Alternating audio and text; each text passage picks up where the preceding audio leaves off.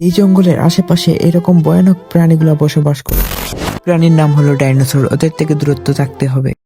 এটার নাম হলো মরণের ফাঁদ।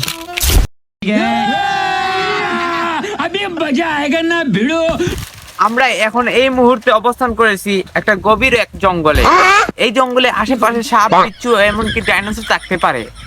আপনারা এখন দেখবেন আমাদের এই গভীর জঙ্গলের ভিতরের যাত্রা।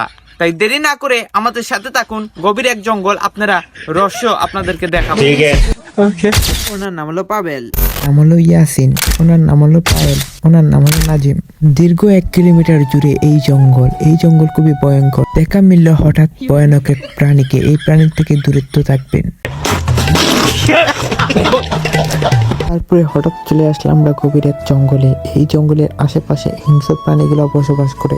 আপনারা কি দেখতে পাচ্ছেন? এটার নাম হলো ডাইনোসর। জঙ্গলের আশেপাশে এই গাছগুলো অনেক ভয়ঙ্কর হয়ে থাকে। এই গাছ থেকে আপনারা সাবধান থাকবেন। তারপরে চলে আসলাম এই মরণের ফাঁদে। একবার যদি পাও আপনার পড়ে যায় তাহলে আপনি সেই জায়গায় মৃত্যুবরণ করবেন। আমরা 5 জনের টিম এগিয়ে যেতেছি খুব দুরন্ত এক জায়গায়, রহস্যময় জায়গায়। আপনাদেরকে দেখানোর চেষ্টা করব অনেক কিছু। এই ভিডিওতে দেখানো সম্ভব হইতেছে না, তাই পরের ভিডিওতে আপনাদেরকে দেখানোর চেষ্টা করব। Bye bye tata goodbye गया।